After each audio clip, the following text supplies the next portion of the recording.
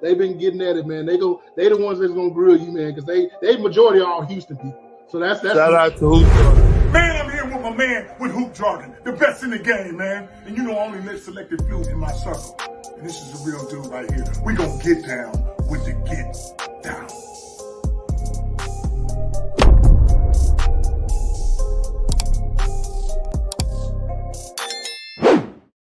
Let's get it, man. Shout out to Hoop Jargon, man. I see y'all definitely want to hop on this subject matter. And let me say, man, good morning. I'm over here on the West Coast. It's 10:44. I appreciate all y'all who were nice and punctual. And let me get to some of the comments, man. Y'all make yourself comfortable. Y'all lounge. You know how we get down over here, man. Let me set the backdrop right. Let me do the thing. Yeah. Get that music popping. Let's get it back there. All right, man. So I know I was supposed to go at 8:30, but stuff happened. I had to move it back to 10:30. Then I started editing the video, which I'm about to drop at 12 noon. If you're in Central Time, which most of my people are, that's going to be around 2 o'clock, dropping about Deion Sanders saying about what he talked about playing Alabama. So y'all keep y'all head on a swivel on that piece. But let's move forward, man. Shout out to everybody in the building, man. So the early birds who came through, Sir Tice came through at 6:30, man. Say PG, Kawhi, aka 59 games, stay injured. How'd that work out for Kemba Walker, who gave him $12 million to play NYC? Hey, man, that's what we gonna talk about, man. New York is an interesting situation, and I'm gonna lay my thesis out the right way. Meta World in the building says done deal. Okay, guessing Fournier, Grimes, quickly topping in like 6 picks. And we gonna get to that. Larry the Bird says, HJ, morning, great to see a non-Laker topic. Thank goodness. Hey, man, sorry, bro. I'm a Laker fan. I like talking about the Lakers. And shout out to Flight Sports TV says, Knicks tape. The play on words with mixtape. I like it. Third Ward Columbia in the building. H-Town brother also says, what's the damn deal? H-Town who's jogging me the network, man. What's the deal back, bro? Good to see you, man. And I'm opening this panel up, man. You know, I'm probably going to go like 20 minutes. But I'm going to be nice and surgical with this. Because listen, man. I like Donovan Mitchell. I like Carmelo Anthony. But if we're being honest, we gotta be honest about this, man. These two dudes, to me, don't seem to be guys that's going to be a piece worth giving so many pieces for to essentially win a championship. And we're talking about the New York Knicks. Ladies and gentlemen, we're not talking about the Brooklyn Nets. We're not talking about the Sacramento Kings. We're talking about a storied franchise, right? And I hope Flight get back on the stream because everybody loves talking about the damn Knicks, man. Knicks has not won a championship since the 1970s, ladies and gentlemen. Let me repeat that. The New York Knicks has not won a championship since the 1970s, yet they get talked about in some capacity like they're the Los Angeles Lakers, man. Somebody make it make sense to me, bro. Tony Warfield steps in and says Knicks would be stupid to do this. They just got Brunson. Well, I would say this. And by Knicks logic, you got your point guard. Now you need your shooting guard. Because we know, man, the essence to win a championship is having a great backcourt. Having a great backcourt will probably get you to that next level. Now, my contention is, this ain't it, champ. You know what this feels like? These two guys pairing in the backcourt feels like Dame Lillard and CJ McCollum. Cool on paper, but as far as actual production, actually how you can impact an NBA situation, as far as the playoffs, as far as the finals, too small, bro. Too small. Definitely be a dumb move. I mean, you know, I mirror that sentiment, dog. Exactly. You can't be 6'2" at both spots. That's just, you know, I mean, if you want to call me biased, show me where that's worked. Show me where that's worked. Besides, I mean, I guess if you want to reach, you can say Joe Dumars and Isaiah Thomas. If you want to reach, you can go that far. Or if you want to go Sam Cassell. No, hell no, you can't. Well, Vernon Maxwell and Sam Cassell, the first Rockets championship. Or if you want to go the Dallas Mavericks when they had your boy, who started? Well, no, Jason Kidd was 6'6". No, never mind. Never mind. It doesn't work. I tried, guys. I tried to get y'all. There you go. Defensive liabilities. And I don't believe in bad basketball, man. I'm sorry, guys. I don't. But I'm going to go to the share screen real quick. Let's talk about what's going on so far with the Donovan Mitchell situation. Because I mean, you know how it goes, man. I feel like when they're so heavy on a subject matter, the tea leaves tend to read that it's going to go down. So I don't want to be ignorant to the fact that this trade is probably going to go down. And I think it's just going to boil down to what do the Knicks actually want to acquiesce to get this cat. Because we already know, goddammit, the Timberwolves came off like a thief in the night, getting Karl Anthony Towns, his running mate with Rudy Gobert. So you know the Jazz got high theft on their mind. But all right, so let's talk about this real quick. So Donovan Mitchell trade rumors, deal for Jazz superstar can get dragged out as Utah expands talk per report. All right, so this is from Jasmine Winbush. I'm not familiar with her, but I mean, I'm going to trust she's a CBS affiliate, so I hope her journalism is intact. And they just kind of brief and say that with the NBA draft and some league all wrapped up, we officially reached the dog days of, I'm not about to read all this stuff verbatim, but let's see. Trades of Kevin Durant, Donovan Mitchell to the Nets. Reported last week, he's in the discussions with New York, but when New York offered Mitchell in exchange for 6, y'all count them, 6. I can speak a little German, so 1, 2, 3, 4, 5, 6. 6 picks, bro. I can go French with you. 1, 2, 3, 4, 5, 6. 1, 2, 3, 4, 5, 7. That's a lot of goddamn picks, Bob. 6 future first-round draft picks in addition to 6.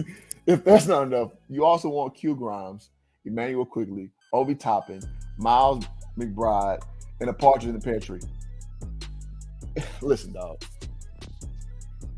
I led in with I respect Donovan Mitchell because I do.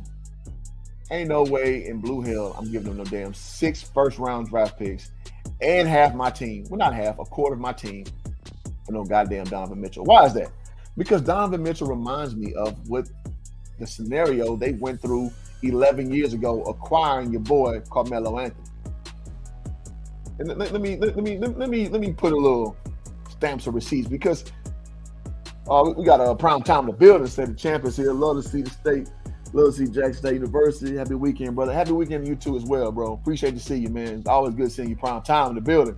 In prime time, I'm dropping the video in 2 hours. Actually 1 hour.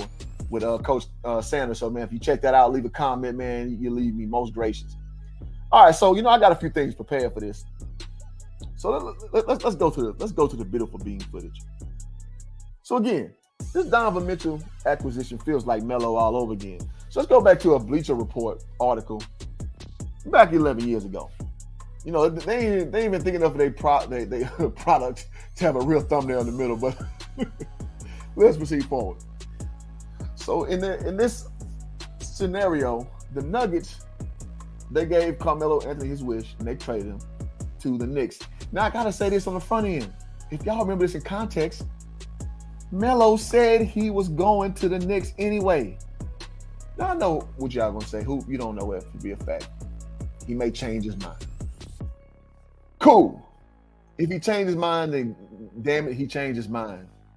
Because what you don't want to do is give up your whole farm system for something that's not that you most likely gonna get in the first place. But let's revisit. So in this sense that they granted him his trade, they gave Tyson Chandler. They gave the Knicks Wilson Chandler, Ray Felton, Danilo Gallinari, who's still hooping, Timothy Mozgov. And if y'all remember, Mozgov at the time was on the uptick. He actually was good for the Knicks. The Knicks first round draft pick, the Warriors second round draft pick, the Warriors 2013 second round draft pick, and $3 million in cash. And in return, they got Carmelo, and they say is a footnote to pair with Amari Stoudemire, Chauncey Billups, Sheldon Williams, aka the Sheldon Williams got the biggest finesse of all time, getting Candace Parker pregnant. Somebody prove me wrong. Anthony Carter, and I can't see the last name on here, but in context, this was a king's ransom. In context, in 2012, this was giving up a lot. So we know with inflation, with the market changing, now things have changed. And if we're being real, what did Carmelo do for the Knicks? This is the scope of his playoff success, as you know, having not gotten out of the first round. This is what the Carmelo experiment got you. First round eliminations, right? Well, no, he got past Boston, but then nothing else. So it wasn't anything fruitful to give up a king's ransom for. And as far as Carmelo, this is part one actually of Carmelo's playoff success. So losing to Boston, losing to Miami, then the third year finally getting out of the first round, and then again getting eliminated by the Pacers. So this wasn't a good investment. I think we all can understand it. It was not a good investment. So now I see this situation going on with Donovan Mitchell. I'm sorry. That's how I'm coming with it. That's how I'm coming with it, man. Shout out to Pope B. Frank in the building, man. Says, shout out Hoop Jargon. The Pope also says, Knicks better not blow the roster for Donovan Mitchell. You know, exactly. That's what I'm at. I'm not hating. I think Donovan Mitchell is a great talent. I think Donovan Mitchell is a promising young player. But the more I look at him, when you squint your eyes, that's what he look like to me. Somebody tell me I'm tripping. When I squint my eyes, this is what I see. And what I saw with that acquisition was, again, it didn't work out so great. So you're going to pay a guy a lot of money with a small backcourt like we just talked about. And it's just like, what are you doing? You're trying to get a name. And I think that's the Knicks' problem the whole way through. That the Knicks are so big about names, but you're not so much worried about production. And let me walk this back. I want to make another parallel, if you allow me to do so. And thank y'all for tuning in, man. I know I'm 2 hours late, but, shit happens, man. I'm going to do another share screen. And I want to show you what Donovan Mitchell's done so far.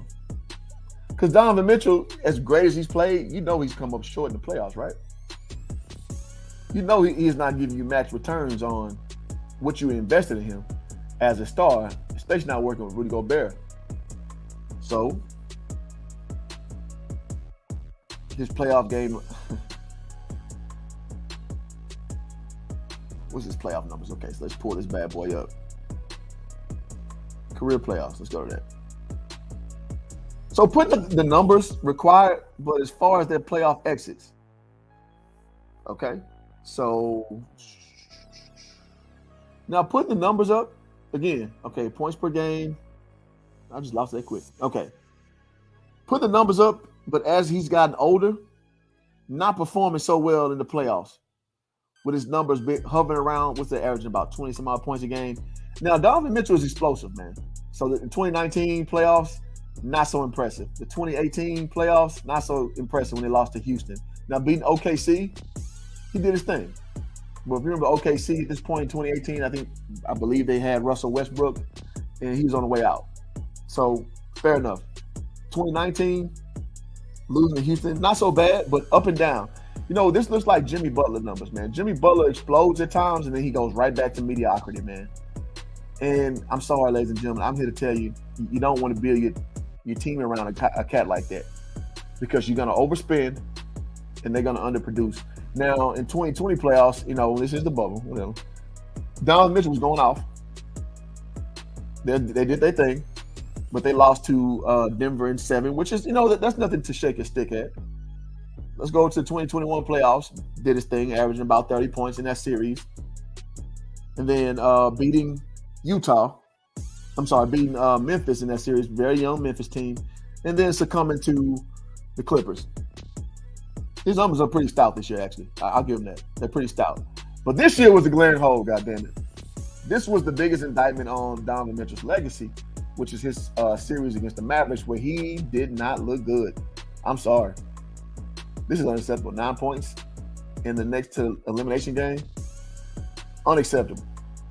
So I'm not trying to nitpick per se. What I am trying to say is, you're going to give up a king's ransom, it better be a proven guy. It better be a guy that he going to come here and change life for us. So you don't have to squint. He's not the answer like, hey, there you go. He's not the answer. Well, you know what? I'll go this far. Allen Iverson wasn't the answer either. He was the answer in name only. As far as production, he didn't win a championship. And when you move into Denver, and these lanes intersect, he was with Carmelo Anthony. He refused to be a point guard still. They moved him to a posh situation in Detroit. They didn't want to be a point guard. They moved him to Memphis. Speaking of, shout out to Memphis 10 in the building. He didn't want to be a point guard still. And then they put him, you know, a little token contract, sent him back to Philly, and then he rode off in the sunset. So, AI wasn't the answer either, goddamn. All right, so Memphis 10 said just because he's a New York native doesn't mean he will be answering for franchise. Absolutely. And so it wasn't that the sale with Carmelo. I know he was from Baltimore, but he spent a lot of time in New York, so he was like a hometown kid per se.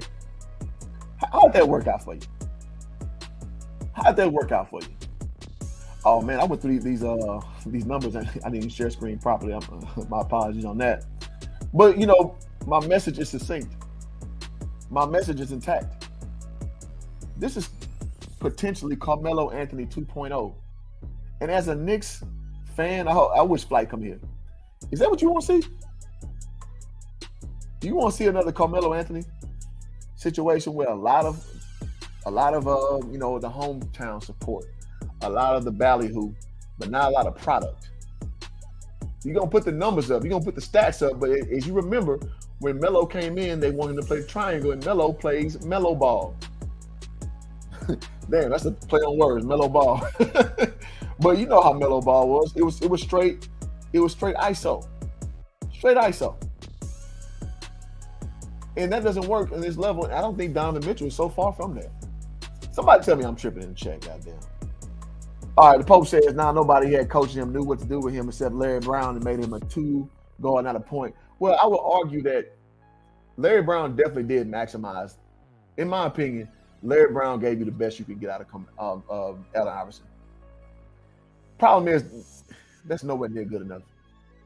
Because they got a gentleman sweep at the end of the day. I know everybody loves the moment he crossed up Ty Lue, stepped over him, hit the jumper and all that shit. At the end of the day, they got a gentleman sweep. Meaning it wasn't a series, bro. So I can understand what you're saying. However, he had good situations that he couldn't capitalize on. George Karl's a good coach. Now I know he may be a piece of shit. Now you know I won't argue nobody on that, but a good basketball coach he is, and he had that in Denver. And I forgot who his coach was for. I want to say maybe Doug Collins playing for the Pistons, but they had that culture, and he couldn't come in and do what Chauncey Billups did. So I'm sorry, bro. No, no, sir. You should say Carmelo Ball. He lost his name to Melo. Jack move, cuz. But no, I just, I say that in jest, but I just see this not working out. And what you generally see was when you give the farm up for a guy who's unproven, if he's the best player there, it's not going to work.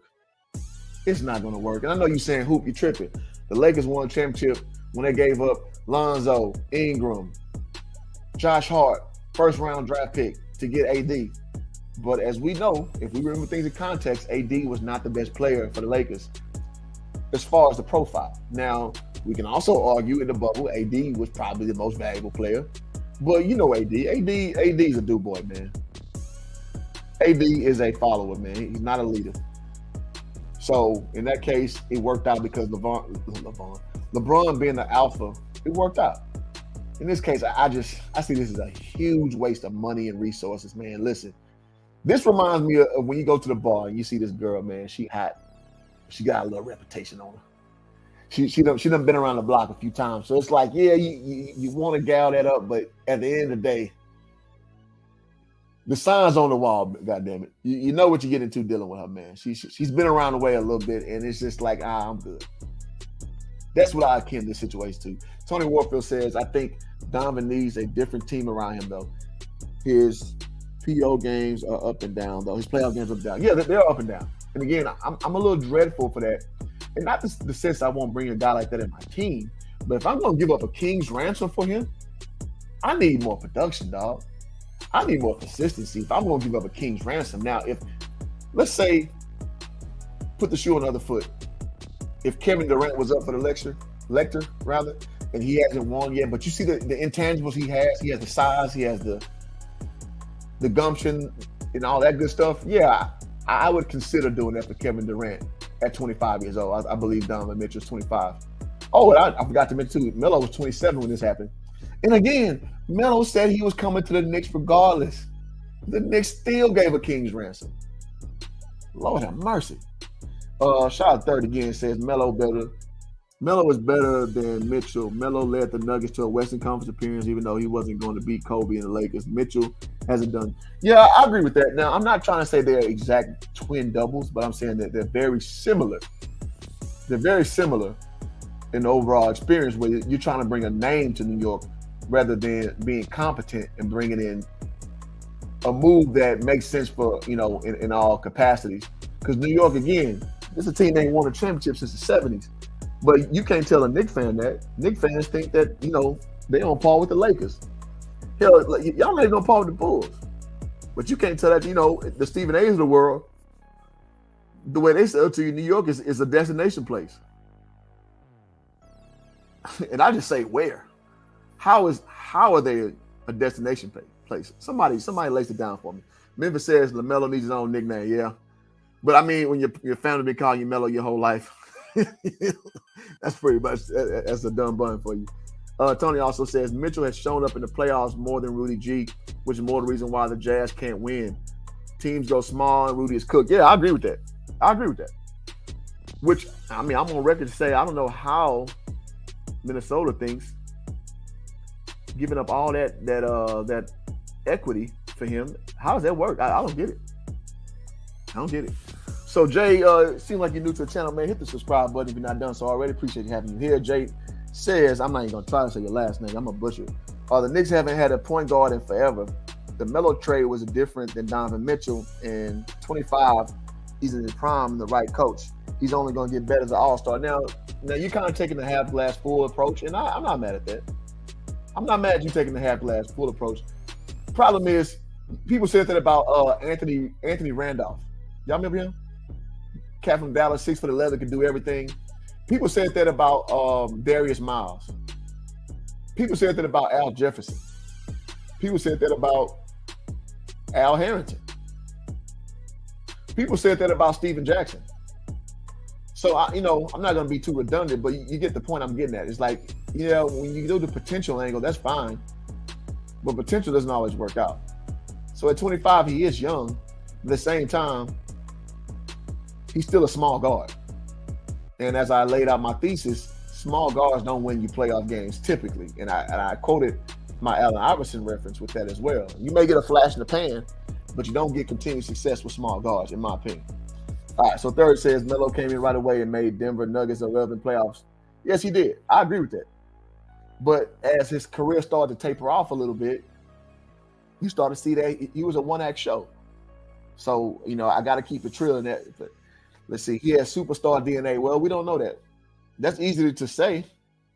But, how can we quantify that? So if you can give me some reference to why Donovan Mitchell for sure has superstar DNA, I'll listen to it. But it just sounds like you're talking, bro.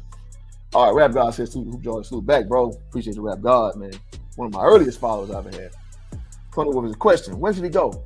What's the best fit? I think Miami is a better fit for Donovan Mitchell. I think their culture is perfect for his skill set and his mentality.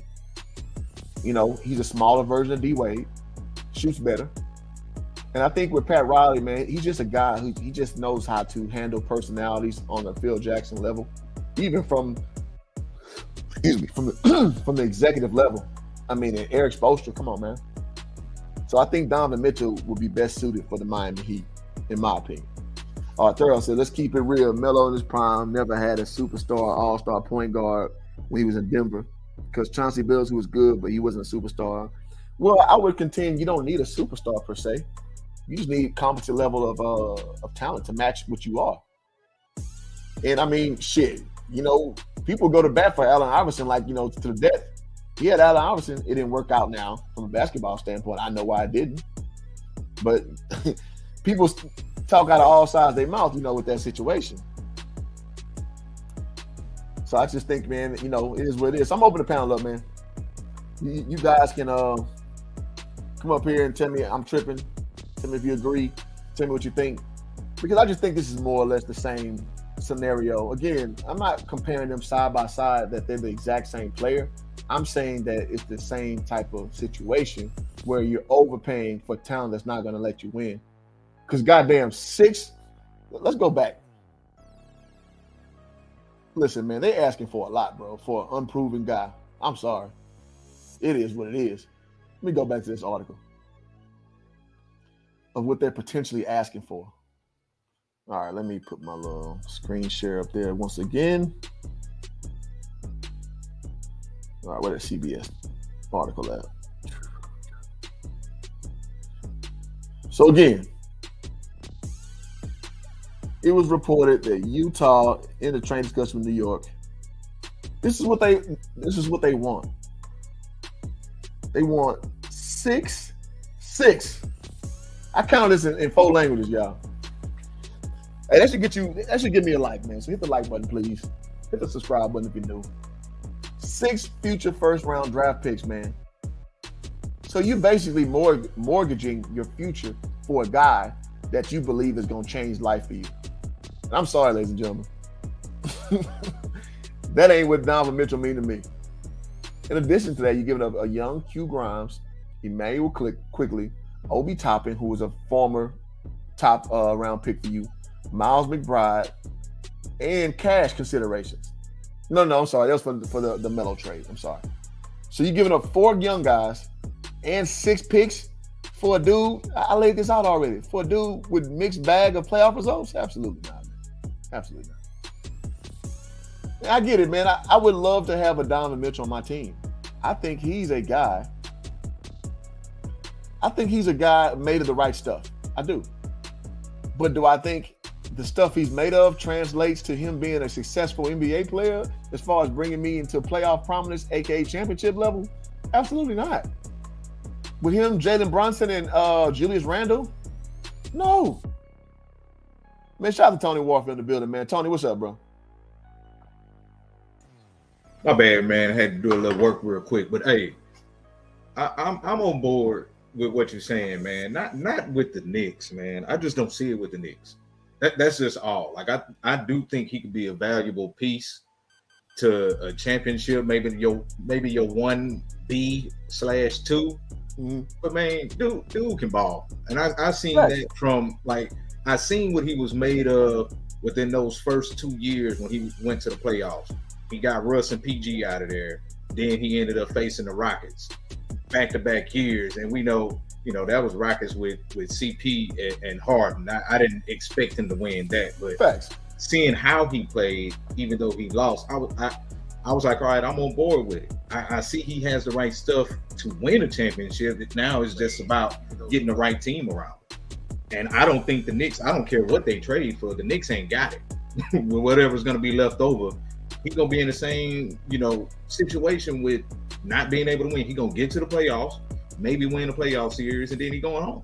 Of course. Again, small backcourts do not win you playoff series like that, man. Look no further than the goddamn Portland Trailblazers, man. I'm sorry. It just doesn't work. It just doesn't work. Let me get a few comments in there. I'll let you keep rocking, Tony. You're doing your thing. Rap Guy says, why would the Knicks trade all the assets for an unproven all-star? That's what I'm saying. Like, you know what? I mean, if you cut that deal in half, I would consider it. 3 first-round picks. Pick 2 of them dudes off that list. All right. We got to trade. 6 first-round picks? I want that for Kevin Durant. I want that for LeBron James. Not for no goddamn Donovan Mitchell, man. I'm sorry, bro. Memphis 10 says, Hoop Jargon, the mutual report from Utah and New York said 5 first-round picks, Toppin, Grimes, and Fournier. Still too much. Yeah, that's too much. That's too much, dog. I'm sorry, man. My number's 3. And you know what? I don't think it's too much to get a player like Donovan Mitchell.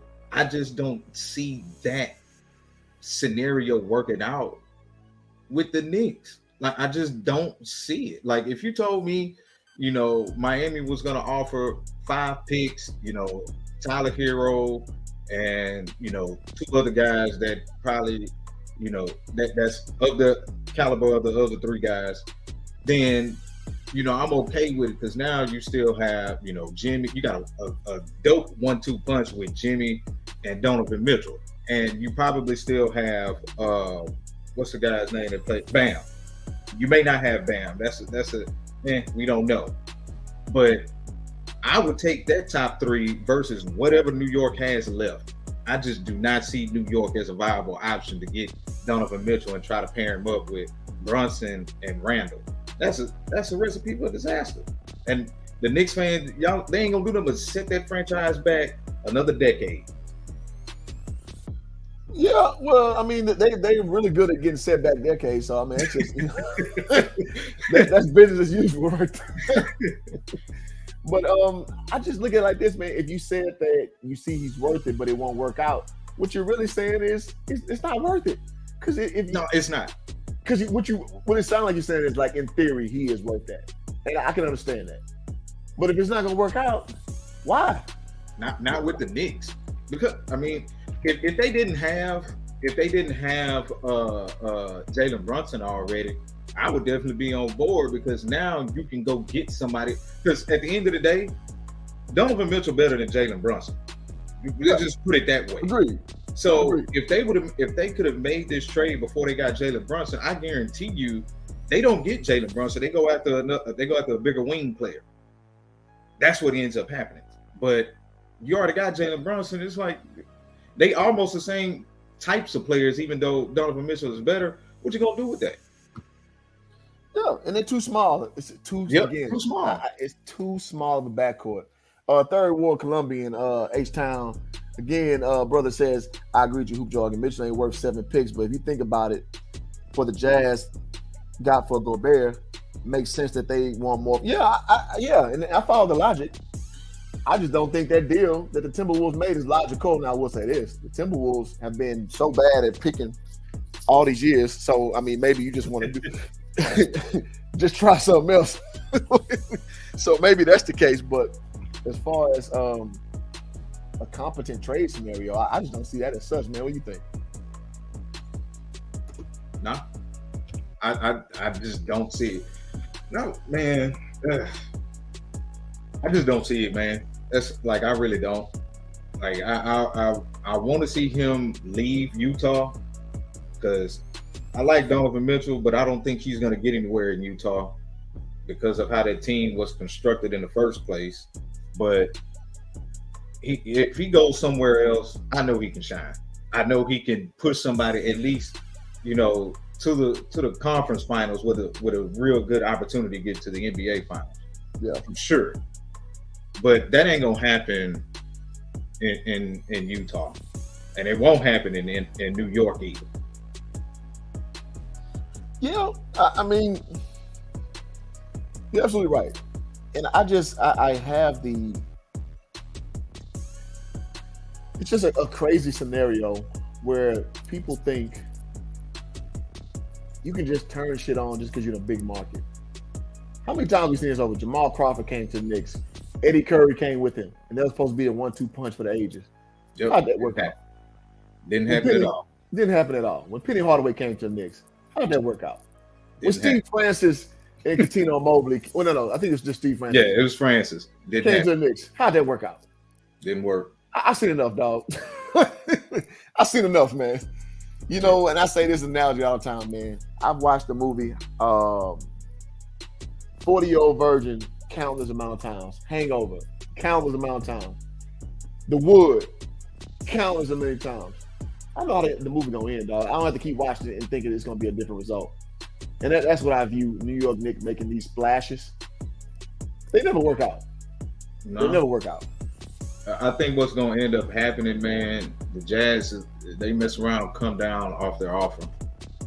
Because they have to. Well, then again, we're talking about the Knicks. So they known to say, okay, and just, bottom out their team and send them. And I'm like, man, you just look at the rest of the Knicks roster and you're like, okay, this ain't enough. Like, you're going to end up right back in the rebuild pretty soon. Like, it's just not enough. It's not enough to contend with any kind of championship. It just ain't. Like, I don't know what they see, but I don't see it. Yeah. But as it relates to how Melo left, the thing about Melo was he said I don't know if Donovan Mitchell said, yeah, I want to go to New York. I don't know if he said that, even though, we know that's where he's from. Melo literally said he wanted to go to New York. He did. And, that's all gravy, man. That's where you wanted to go, and we see how that turned out. Because Melo had plenty of places he could have stayed.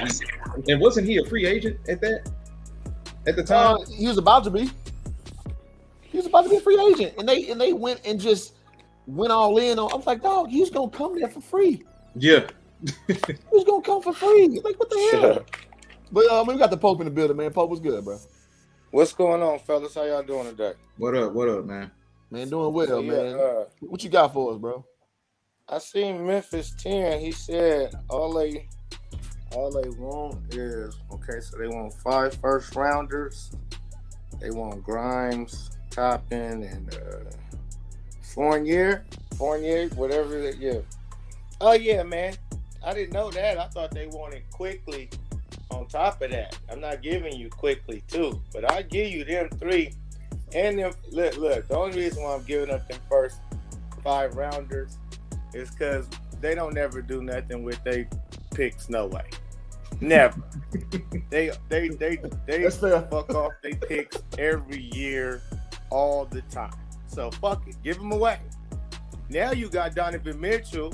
Now you look good when free agency come up. That's how you got to look at it. You got to look at That's fair. You know what I mean? When free agency come up, because right now we solid with having Randall, RJ, Donovan, Derrick Rose. We solid in that aspect. Now we go and sign us some marquee cool free agents. Next season, we might be in the runnings. We might be in the cool runnings. How long is Donovan's contract?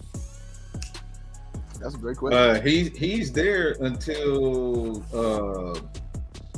26, I think 2026. Oh yeah. So he's there for a while. So yeah, hell yeah. If I'm the Knicks, damn them first round picks, because we gonna have Donovan, and then Grimes. I don't know what he might be a player, but. And Toppin for sure is a smooth player. You got to give up some kind of player. I know the Knicks is probably like, here, take 4 or 3 of them, and we'll give you them players. But Utah, they probably standing firm on they want that 5. But if you think about it, like I say, you You got Donovan Mitchell, who is a superstar in this league, I believe. He's a player. Hell no, he ain't no superstar. No, Pope. I ain't letting you do that. But you gotta think about it though. Think about this. He been in Utah. Even his rookie year took them in the playoffs when he was an underdog, undersized. And his best next player is Rudy Gobert, who is not an offensive threat whatsoever. You got Joe Ingles. He took Joe. You got to look at his roster. He been killing with this roster since he's been in the league. That roster not that hot, man. That's not like they got players. His best second player was Rudy Gobert.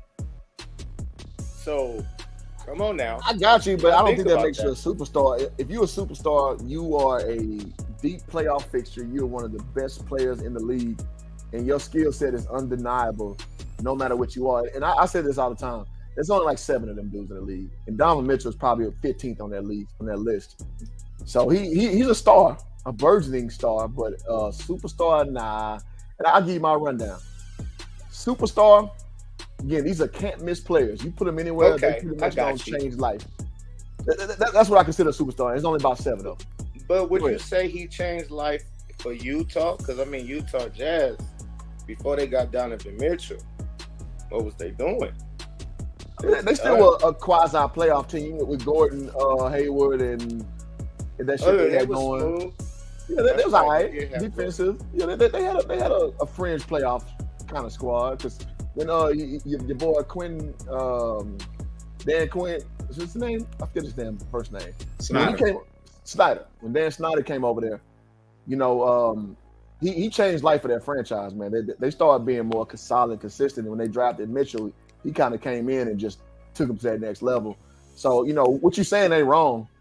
I just, with superstar, it's like you move them there and you got like marbles in the goddamn jacks and you're going to be a player. I'm with you on that. I shouldn't have used the word superstar, but he damn sure is a difference maker for your franchise. Agree. I'll meet you there.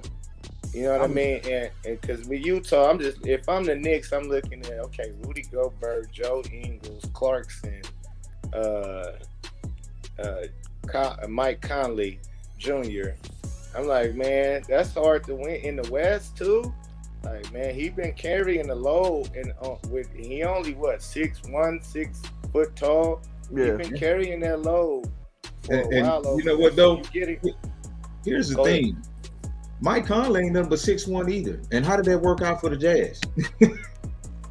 Right. No, that ain't gonna work. When you get Mike Conley is an older 6'1". He not that same defensive. He not gonna sit in that chair like he used to. Bronson will sit in that chair, and he can guard bigger players. Like he's proven and shown that, I think. Man, hey, I don't know. I kind of go with Tony on that one, bro. I don't know, man. And Bronson is bigger. I give you that. I forgot they had Bronson. See, now I would trade Bronson. But see that, but they just signed him. Even if it's not this year, I would be able to do a sign and trade or something. Like I said, at free agency, I'm looking, and so Bronson can go. But then you look disloyal though, because you just brought him in with this big contract. Man, ain't no loyalty in this business, man. Yeah, no. Business. but players go off that shit though. Players will be like, "Oh, this is you seen what the Browns had to do when they had Deshaun Watson on the table? Yeah, we got Baker, but shit, Deshaun Watson is right here. It's a better. Yeah, they drafted Baker. They drafted Baker. That's Baker kind of showed deficiencies though. Baker showed throwing that bitch in the dirt. We got Odell Beckham and Landry on the sides, and you throwing that bitch in the dirt. So. It's the deficiency for the Knicks would be having 2 little ass guards. Now, who I'd rather have, Donovan Mitchell or Jalen Brunson? Right. Now I gotta make a decision because Donovan Mitchell then fell in our lap. All we had to do was get rid of draft picks that we don't do good with anyways. If I'm the owner, I'm like, y'all niggas fuck up the draft picks every year, basically. The crowd boo us every time the Knicks pick somebody, crowd boo it, and he ends up not being the dude. You know what I'm saying? So we might as well go ahead and get rid of that. I got Donovan Mitchell until 2026. That's huge. So it ain't like I'm getting rid of my draft picks for a player that's only under contract for another 2 seasons or 1 season, and he can dip on us. Nope. Now I got him for 2026. Yeah, I just signed Bronson. So Bronson, you wherever I trade your ass to, nigga, you paid. So shut up. you paid. And your daddy might be mad, but so what? This is business. Nothing personal. You know, I ain't gonna lie, man. I'm laughing how fake I'm being with this argument because my brain says how ridiculous this is. And like you were saying with the situation that the Knicks are just so bad at picking anyway, so why keep the picks? So my brain also argues in their favor too. But I guess, you know, it's like Big Joker, Little Joker. Big Joker saying, nah, it's dumb. Little Joker saying, nah, fuck that. They can't draft anyway, so what does it matter? For real, though, you got to really think. If I'm the owner, that's what I'm saying. Of course, I'm not going to think like that from the GM and I'm picking the players. But if I'm the owner, I'm like, y'all niggas done shit it off our picks for the longest. So, like, I mean, I'm going to get rid of them picks. So I can get Donovan Mitchell in the building. RJ Barrett still got action. He's still young. It possibly becoming something if he don't become something. I mean, like I said, I still got Donovan Mitchell and Julius Randle. That look attractive for some free agents. And we New York. Yeah. But, man, other than Melo, I can't tell you the last time I literally even thought a superstar caliber player was going to the Knicks. Yeah. Like, with you know, some real life, just, man, I really think that person is going to the Knicks. Not a, hey, this is a rumor. Yeah. So, I mean, I ain't saying that it can't happen, you know, down the line, but yeah, they, like, as constructed, they probably end up really would have to trade Jalen Bronson because they're going to need some other players, man. Like, you got to give up to get some stuff. And it's just, man, I just don't see it working out unless they make some more trades. Like, something else is going to happen. Yeah. Really Donovan Mitch fall in your lap. It's like, hey, all right, let's get back to the drawing board. Now we can flex. We can flex a little bit. And it ain't gonna be Bronson this year. You'll let him see you'll see how it works with them two in the backcourt, which most likely is not gonna work, but you'll just see you just signed Bronson. So give him that year under the Knicks. And after that, especially if he have a good year individually, stat-wise and whatnot, Bronson, and okay, now we can talk. Let's talk. Whether it's you trying to move up in the draft, y'all want to get you a draft pick back. You feel me? Yeah. Here go Bronson. Here go young Bronson. What we need. We try to get in that 15, 16 slot or something. Yeah. But man, it's just the double. I mean, the small backcourts. That's the thing that scares me. So they're gonna have to do something about it eventually. Now, you can try, to move Jalen Bronson, but then again, whoever you move him to, is he going to end up like they're going to have to take on? Okay, is this guy, going to be disgruntled being here because he truly wants to try to win a championship? Now we're trading him, again, and it's going to be a whole mess. It's going to be a whole mess if they trade Jalen Bronson to try to get somebody else. I mean, listen, man, I ain't in with like, hey, your feelings are your feelings, but I'll try it out. Maybe they could be Isaiah Thomas and Terry Porter, or not Terry Porter. It's my guy Dumars, Joe Dumars, small backcourt. They got it done. That's why I said earlier. Yeah, it can be. Yeah, that's why I said earlier. That's like the only time it's worked, but they had a full team on top of that too. But yeah, that did work with the backcourt. That's why I said. And the Knicks, they got a team. Like, I mean, as far as you got Emmanuel Quickly, you still got that guy. You still got Rose, I believe, coming off your bench. That's two cool players coming off the bench. You still got Julius Randle, RJ Barrett, who they solid players. So, and RJ Barrett, I don't know. But I say it looks good for free agent. we New York Knicks. We got Donovan Mitchell, who is a 1B. So we looking for that 1A to go with him. We looking for that 1A to go with him, and we got another solid player, whether it be Julius Randle or RJ Barrett. Because once you sign a top, if you can do that top key free agent next season, then you're gonna have to let go RJ Barrett or Julius Randle. Somebody gotta go, and I believe RJ Barrett because his contract can be up anyway. Yeah. So instead of re-signing RJ Barrett, you go get you a big fish. Yeah, it sounds good in theory. I'm just, I gotta default to being competent when I had these takes. You know how I roll, man. I roll. I don't sensationalize. I say shit as I see it, and I just think that what you saying ain't wrong. And I also said this about the Timberwolves. Like, well, goddamn, you've been so bad at not necessarily bad at picking people, but picking parts that fit. Because I mean, Minnesota's been pretty damn good at picking players. It's just the shit don't fucking work. But maybe it's time to go with some established talent and see how that works out for you. Because I mean, if we're being honest, it kind of did work out for them in the late, with the early 2000s. They couldn't get over the hump, but bringing guys like Sam Cassell, with Kevin Garnett and what's that dude, Quentin Hassel they had on the team. So they, you had to bring in some veteran guys to Eddie Griffin. It kind of worked out for him. So maybe this draft and stash kind of model, aka the 76ers model, ain't working for them. But maybe you try something different. So in that spirit, I can understand that. I'm just amongst the line thinking that let's just get better as a front office, man. Yeah. Let's get better at establishing the culture. Let's get better at putting an actual program together instead of just drafting guys. And let's have a competent thing. And I'll land the plane with this. That's still the same Minnesota that missed out on Steph Curry. They drafted Ricky Rubio and Johnny Flynn for Steph. So let's get better as an organization. That's what I said. So reason probably why they said, man, the owner was like, fuck them picks. Y'all be fucking too. Cat fell in our lap. We had the number 1 pick. He was the hottest thing going. That was easy. After that, who you really drafted? Vanderbilt, okay, smooth, but we ain't really done nothing with no drafts, and ain't no free agents coming over here. Rudy Gobert, he signed up till his life, basically.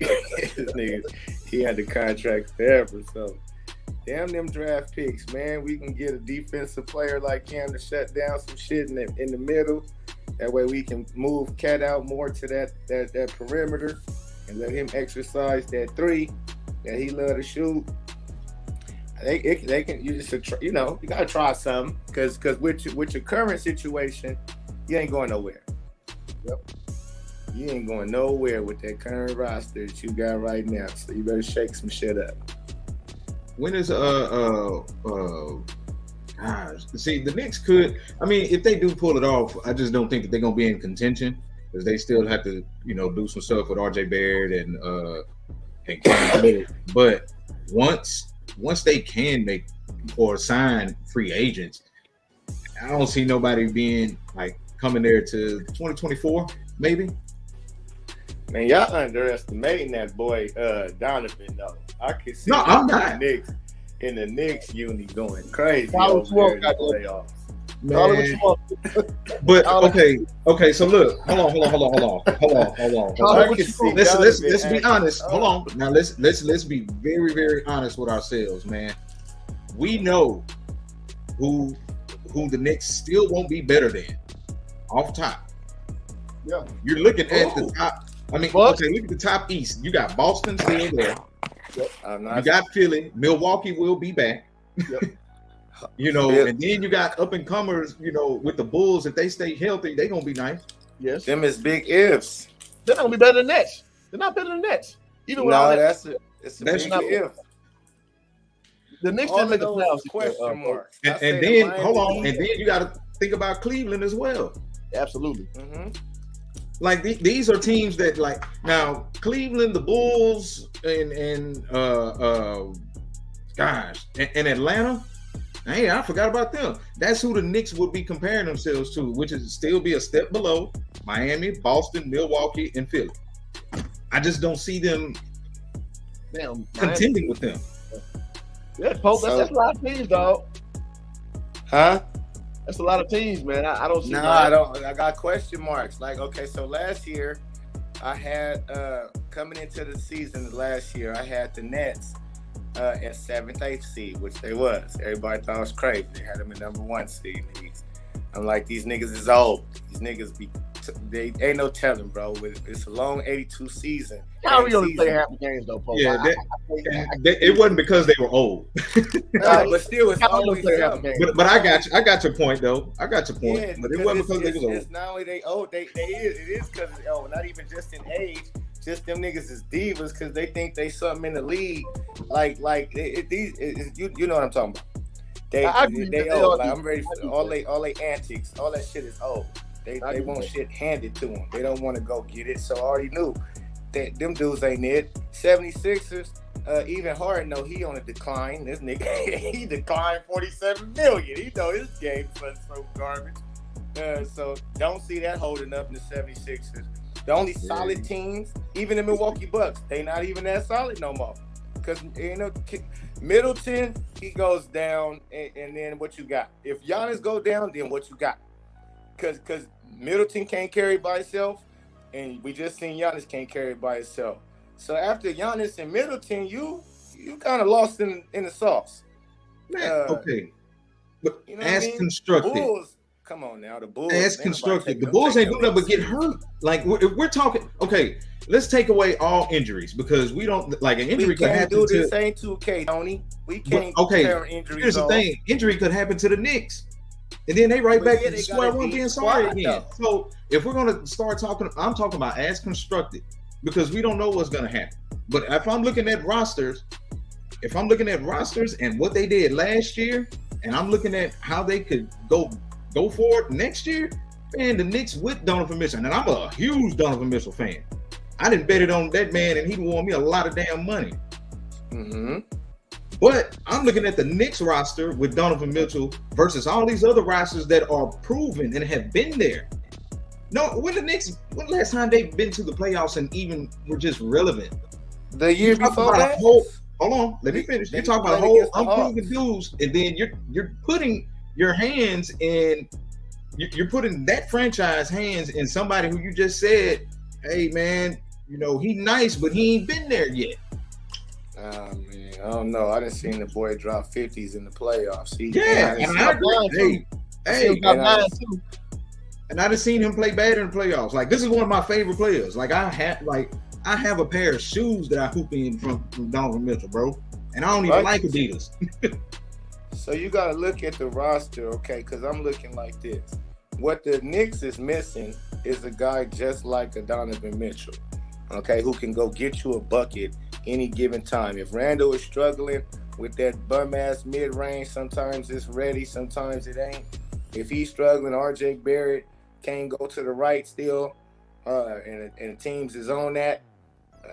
Man, Donovan Mitchell is that guy who can get you over the hump. What they do play is good defense. They have a defensive mentality and a defensive system over there, a culture with Thibodeau running that, to where they going to play defense. And now offensively, the only problem that they really had is Julius Randle ain't that guy that's going to get you over the hump, nor RJ Barrett. So you ain't got nobody who can actually go get you 30, 40 when needed. With Donovan, now you do. And not only can he score, he's a smart player. So I don't know why you think they wouldn't be able to compete with everybody else, because that's what they was missing. I didn't say they wouldn't be able to compete. I said they wasn't better. Nah, it ain't about being. You don't know who better. Ain't nobody had a Boston Celtics going to no finals. Them niggas was losing at the beginning of the season. They turned it around. The Hawks didn't even do shit this year. It's like, so you gotta understand, they did something the year before. They made to the Eastern Conference. Then just last year they didn't even make the shit. They trashed. So okay, because of injury. Still not together. The reason why a lot of these teams did not make as much noise as they probably would have is because of injuries. John Collins' injury was huge for Atlanta because we seen what he did last year in the playoffs. You know what I'm saying? That's Martin ain't been the same since he blew his hamstring out in the bubble. You know what I'm saying? So we know that's why Philly went down. We know the reason why the Bucks went down. We're You talking making about my injuries, point, and man. that can happen. What I'm saying is Making my currently point. constructed. Listen, okay, so look, check it out.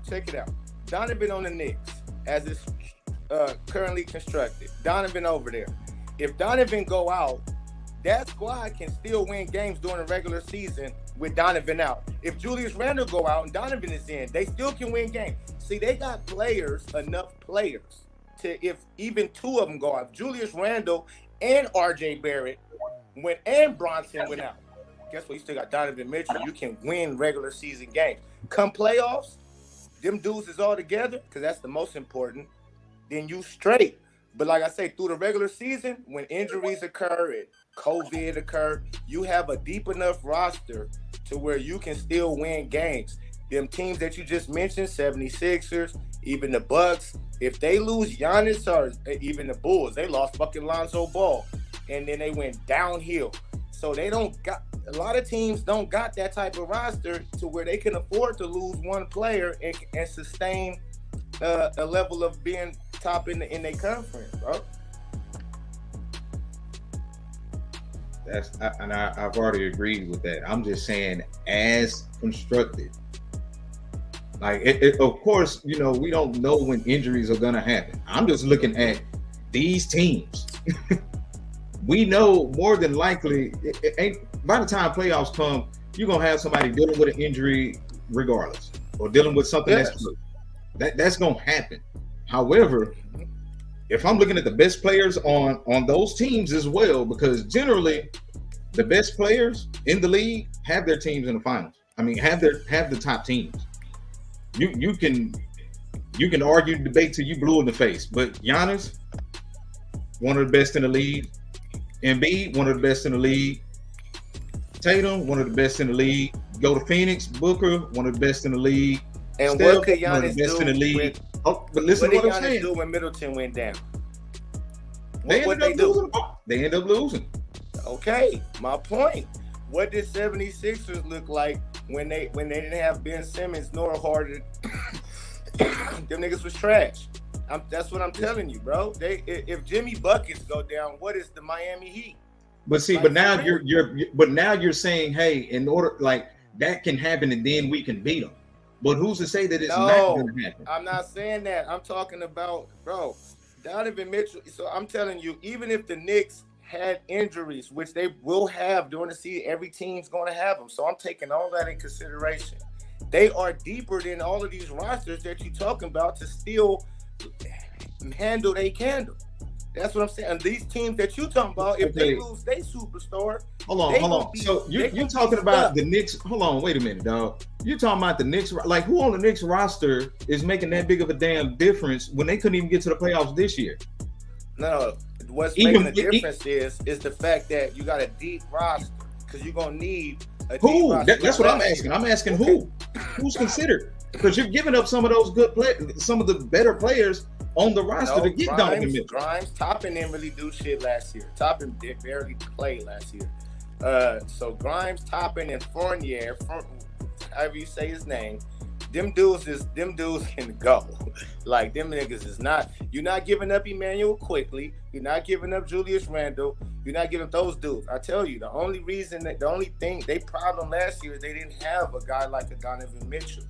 Now, if you got Donovan Mitchell, you talking about, you definitely say nobody gets injured in the first 2 weeks of the season. I can guarantee you, with the Knicks, with that roster, with Donovan Mitchell, they'll be up there in 1, 2, 3 seed in the East. Yeah, we'll revisit this because I don't see it. That's yeah. I want to follow this. I'm not saying they're gonna win a championship, but there will be a contending team. Man, second round exit. I like this back and forward because I do second like round exit, bro. Second round exit, because they're gonna have to go through, like, okay, that's cool. Second round exit. That's good for New York. They ain't, like you said, they ain't been in playoffs in forever. I'm saying second round exit at best. That's good. I can't get 6 picks for a second round exit, dog. Second round exit or no playoff appearance. Fuck No, it. they should be able to get to the playoffs. I'm saying when you start talking about competing with the top four, I don't think they're gonna be. They're not gonna win. They're not. They're not. Listen, they're not better than Boston. They ain't better than really. That's Boston is really it, bro. Like the East. With the top players, they also you got all that drama in Brooklyn, so ain't no telling how they produce and what they do and what they gonna look like even before the playoffs happen. So ain't no telling. That's a question mark over on the Brooklyn Nets. Ain't no telling what that for the whole season. That's a big ass question mark. 76ers, Harden is on a decline. And Doc can't coach, so that's a question mark too. The Miami Heat. Man, listen, Jimmy Buckets, after that, they just lost PJ Tucker. Bro, I'm not big on Bam Adebayo, Tyler Hero. Kyle Lowry's older, even though he might look buffer. That nigga's older, okay? They ain't got nothing. So after, it's like, bro, y'all hyping it up too much. Milwaukee Bucks, them niggas older. Chris Middleton is older. He just can't. Hold on, I'm not hyping up nothing because before PJ Tucker got there, you must forgot Miami was already in the finals. Yeah, that was in the bubble, bro. And you know how they got there? Not even to say the bubble. They beat the Milwaukee Bucks without Giannis Antetokounmpo. Once again, my point I'm making is very clear. If the Milwaukee Bucks lose a player like Giannis or Middleton, them niggas is done.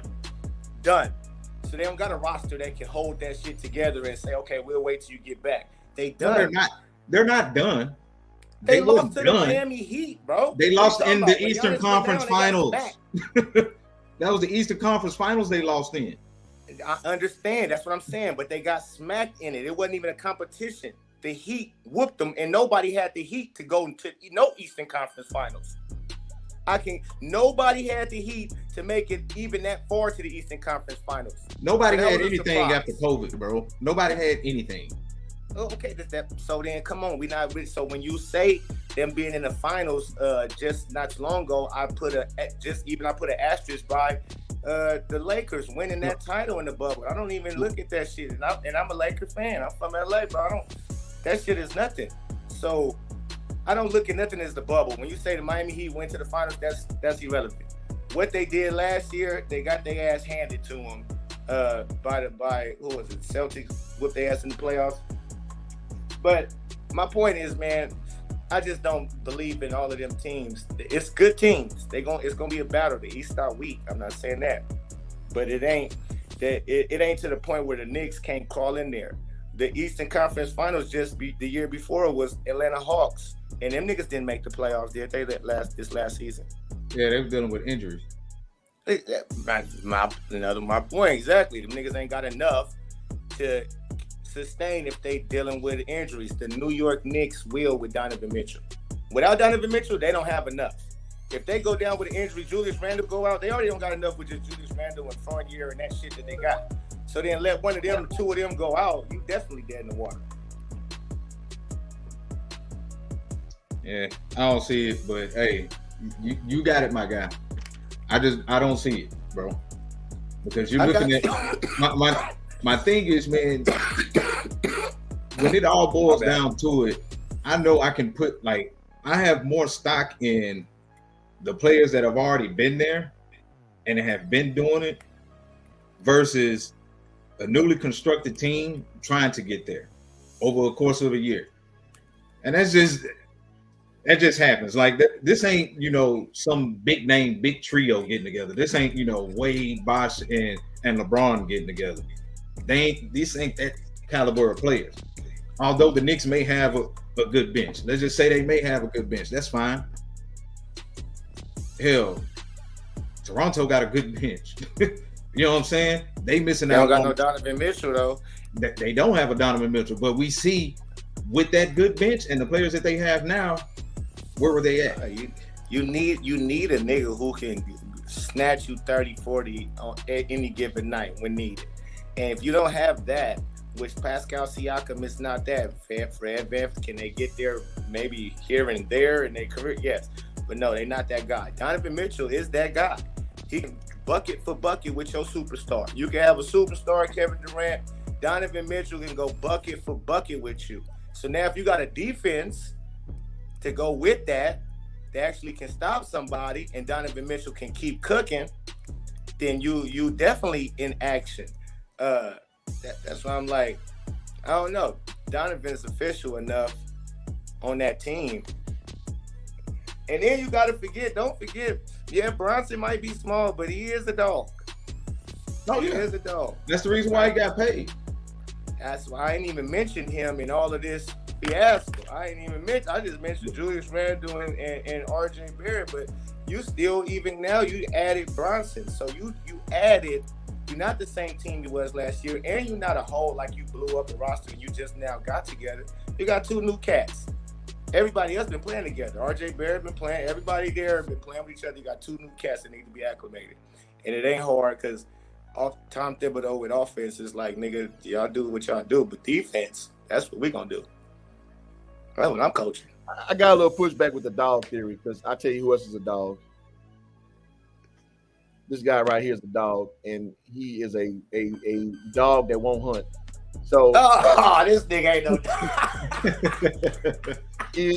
Westbrook is a dog, but he's a dog that won't hunt. So you know what I'm saying? I don't give too much credence to that dog. I get it having the motor. That's what you would prefer. You would prefer that's somebody. That's a dumb dog, though. You just okay. Dumb dog. You're a dog though, so you know that's my only little pushback. No, you know what I mean. Bronson, I mean, he ain't no but he is a dog. Point guard. He's a very smart point guard. I agree. He is, and he goes to the rack even with his little, being short and all that. That don't stop him from getting to that paint. And so I like him. He ain't no wowzers player, but he's definitely a player that you got to reckon with. So I said they just missing. Really, they missing that scorer, that guy that can just put the ball in the hole. They're missing the true big. They're missing the true big. They got the wing support. They need to get the hell. Yeah, they missing the Julius true Randle big. gone. Julius Randle is a solo act, bro, and he's left-handed. He's too inefficient. His IQ is too low. And I initially Julius Randle, man. I'm like you. I'm a Lakers fan. So when we first got Julius, I was excited, bro. And I just started watching him. After he broke his foot the first game, the first year we didn't get a good look on him. Second year, I was just like, oh no. Like he think he a point guard. Like I don't like tweener guys who view the game that way. I can't do it, bro. Unless you Lamar Odom, because Lamar Odom had a beta mentality. So Julius has an alpha mentality with a poor man's Lamar Odom game, and that is just a recipe for failure, bro. That shit is a recipe. Mm-hmm. So. Those kind of things I don't love. And so I think the Knicks, they got some culture stuff they got to clean up too. So not only, you're slowly convincing me of your argument. I'm not going to lie, even though I don't buy it. But I'm more amenable. Because look, cool. I'm more amenable to you what got you're to saying. think Julius Randle. My bad. Because I just I'm want to say I'm what more you said amenable right to there. it. Go ahead, explain yourself. I want to expound on what you just said about Julius Randle. And I just thought about them niggas made it to the playoffs with him being their best player. So the coaching is equipped, and them dudes made it to their playoffs, and that was what? RJ was still a young pup, which he's still a young pup, but he older now and with more experience. But they made it to the playoffs, and they had a smooth season that year. That wasn't COVID year. It was fans in the stands. Yep. And they did all right. They got their ass handed to them by the Hawks, but Hawks, they made it to the Eastern Conference Finals that year, so they was playing good basketball. I'm just saying, you got Julius Randle as your, and he all that shit you said. I agree with about Julius. I'm on the same wavelength. So just think about now, you can take the ball out of his hands now. Now you got a primary guy, and he got less touches, which would be good. So how would he react to that role? That's my question. How does he react to that role? Like Westbrook, the ball got out of his hands. I think he'll be good. Too. Huh? I think he'll be good. I think his temperament says no. His temperament, he think he the best player on everything he owns, which ain't a bad thing to do. But when you have poor self-awareness, that's gonna cost you efficiency. That's gonna cost you productivity. And I think Julius Randle is one of them kind of guys. I got you, and I'm with you again on that. But I'm looking at Jules with Donovan Mitchell. I'm looking at personalities. That shit match up. it add up because he not a player that's like a KD or Weiner or nothing like none of that. And he's an underdog. He was an underdog coming into the league, and basically kind of still is a little bit in his eye. I know in his mind, like, man, I done did all this shit. I done gave niggas 40, 50. I've been carrying Utah Jazz on my motherfucking shoulders for the longest, and they still want to act like I'm not that dude. Okay, he can still have that feeling, but what I'm saying is they personalities will match up just on the strength. He not coming in with that alpha. This my team now. You gonna take the back seat, Jules. And I think Julius will respect him on what he have already done in the league and knowing that he can help them actually get over the hump.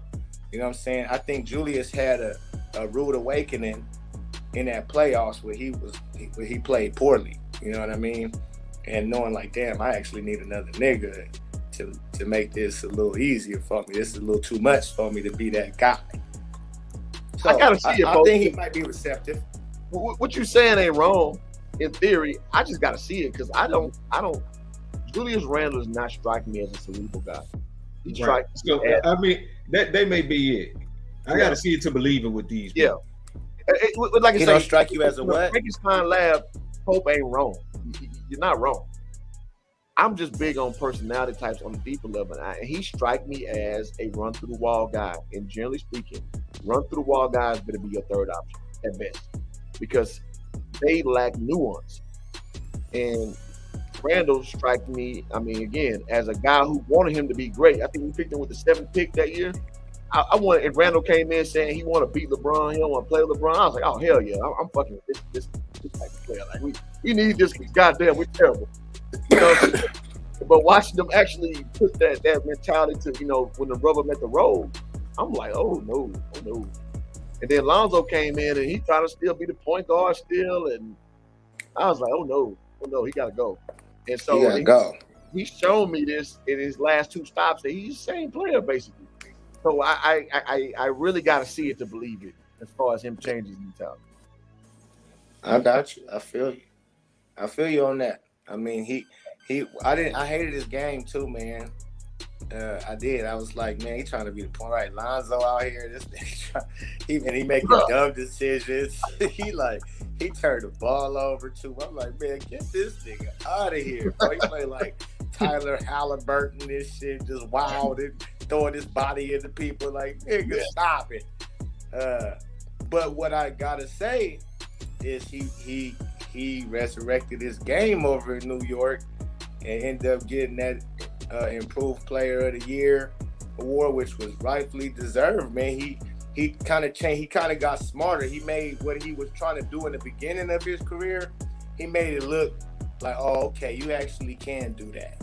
Like, okay, you can do that. You've been perfecting your shit. You got a little smarter, you know, to the point where he led his team to the playoffs and one of the most improved players. So I'm like, okay, so he has evolved. He not staying the same.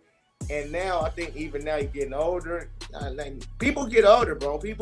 Your mind starts to, you know, and them dudes coming in at 19 years old, they're not mature.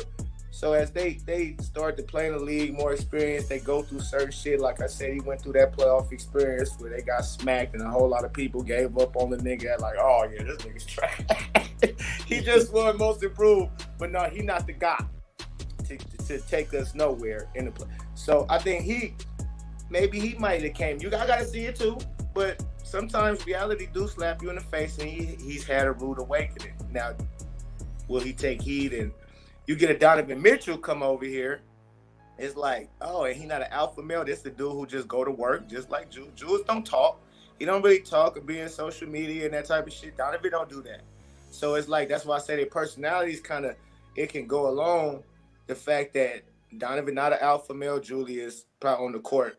Like, yeah, which is cool. Like Draymond Green, he like, yeah, even though I got Stephen Clay, them niggas 20 times more talented than me. I'm the voice, and so that's cool. You can still be the voice, but now I'm the key guy when we need a bucket, we need to close out, so on and so forth. I got it. You know, I'm rocking with the logic, man. And shout out to new patron Cans Mars says trade for Mitchell. So if you're not already, please do so. Appreciate you coming through. If you had the ability to put a ski mask on and have a 40 cal in your hand, and that'd be the greatest robbery in basketball to do that. But Man. I'm sure the Jazz don't want that. Man, I'm sure the Jazz they can go for that one. That would be something. If what, the Jazz, Randall from Metro? Yeah. If that's what all it takes. Nah, Utah don't want no damn Julius Randle. Nah. That's not it. Hey, I was trying to tank for that. I was about to mention that 7'3" dude, Wimby, whatever he is. That 7'3" dude from France. What do you think about him? He got a lot of skill. Your thoughts on him. Man, that's a skillful dude, man. But from what I'm hearing, that he's still growing. That's crazy. And that's wow. You know what? It scares me though. Because those dudes just don't last. Like Porzingis, don't. Too tall, and you get foot problems and shit. Like, so I'm a little scared if he's still growing, man. But I watched some of his stuff. Now, I need to watch some more because I fell for Thon Maker. Thon Maker gave me that pump fake. Oh boy, Don the Don. Thon the Don gave me the pump fake. So I'm a little more scrutinous with my evaluations. These tall prospects who got all the skills. So I need to see. I some don't more. like him. I like what I saw so far, but I don't know. You say it's just like it don't translate to the league to me. Yeah, he too light in the button. Yeah. He ain't aggressive enough. I don't see him back nobody down, bang on people. Like, he just he a good player. He's smart. And then when you playing against 16, 17-year-olds, my G, and you 7'2", yeah, you're gonna look nice. He got a skill set, but he ain't quick enough. He not even good as Chet Holmgren to me, and he not gonna make it with that thin ass body in the league like that. So he's like tall for nothing. But I start very little though, so you know my opinion is me too. No, you a hooper though, Hoop, and you know Hoop. You know Hoop from it. Your name is Hoop. So you as soon as you see it, you should know. I ain't watched a lot of the nigga neither, because it wasn't nothing. What I seen from the fight, ain't no need for me to keep watching. It ain't that impressive. It ain't, you know what I mean? It ain't make me want to look at another video. I watched one video, the USA versus Chet Holmgren, and he dropped off. That was one of his best games. But it was like, all right, bro. I'm looking at your talent and evaluating it as, can you make it on the next level? And is you a consensus #1 overall pick? No doubt about it. Like, no, hell no. This nigga 7'3" for nothing. Where is he playing? What league is that? Because I'm not familiar with European ball like that. Exactly. I think he's playing 8th League Zimbabwe. No, we don't know. That's one of the things. Like when I saw like Luka playing, like Luka was in one of the top leagues from what I've gathered. You know what I'm saying? So him. Oh yes, absolutely. But so him hooping, I was like, oh yeah. You can say this because I feel like you about to make a great point. Luka played first league Spain, which is the ACB league, which is the best league overseas. But Giannis played second league Greece, which is Greece first league is a really good league, and he still made it. So I want to throw that in there as you about to make your point. Go ahead. Well, the only reason why I say that is because so now, if you're playing in some rinky-dink league, you looking like that overseas, of course. But now, I would want to see him play in one of these top tier leagues. You know what I'm saying? And I don't know what league he's in now. I don't know that level.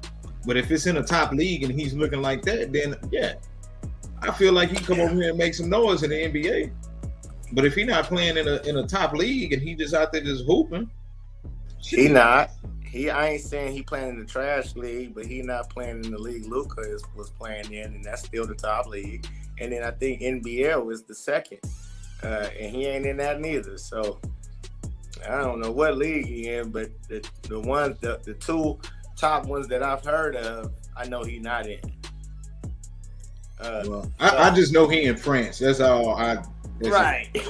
And they ain't got no top leagues. So I don't know, man, but I'm not big on him. I don't see it. Imani Bates is who I'm high on. I know it's been a lot of knock and this, that, and the other. When you leave your senior year and you play minutes as a freshman against real D1 competition, yeah, you're gonna learn that this is another level. Your skinny frame, you ain't gonna be able to get to your spots like that. And these cats is quicker. So that's what I was like. So he had a off year last year, and I going into it, I thought he would. I didn't think he would drop no crazy numbers. I'm like, nah, I didn't think that he really should have left, but I know it's positive him and they want him to be a better competition. But look out for him this season. Look out for him on Central Michigan this season. Imani Bates, I think, will probably lead the nation in scoring. What school he at now? Central Michigan. Central Michigan, okay. He transferred over to Central Michigan. Okay. I mean, I'll look out for him. Yeah, I'll look out for him. Yeah, that dude's a bucket. He's 6'10".